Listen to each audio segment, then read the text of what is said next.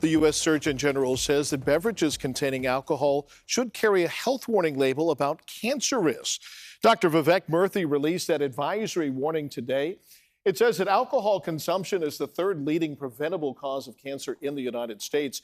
It trails behind tobacco and obesity, and it doesn't matter what kind of alcohol you're drinking. Right now, those drinks already have warnings about birth defects if they're used by pregnant women. An updated graphic would also include cancer risks as well.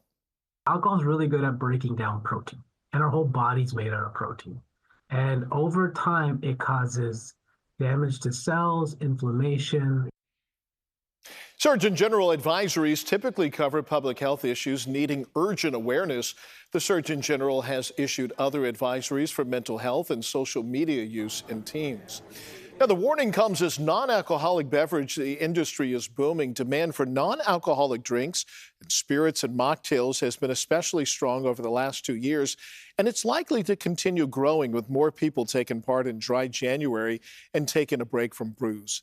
Andrea Nakano joins me now with more on Dry January, the boom that we've seen, especially among some young people. Yeah, it's interesting how the trends are working out here, but many take part in Dry January as a way to reset their bodies after the holidays. But one business in San Francisco is helping people extend their liquor-free streak for all 12 months of the year.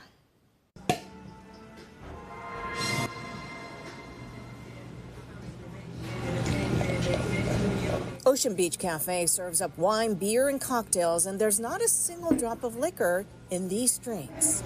The thing about the non-alcoholic beverage industry is it's always upticking every single year.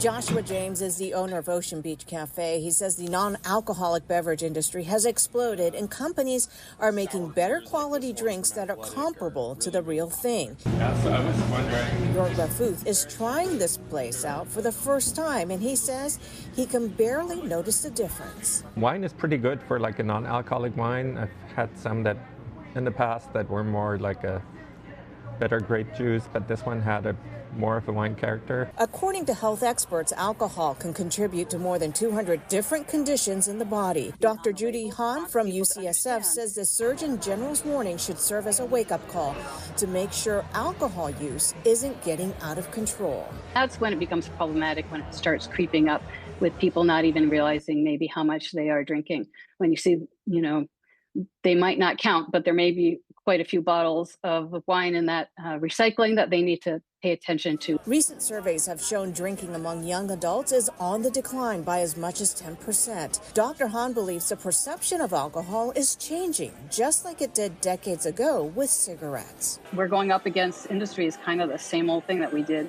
with the tobacco industry years ago.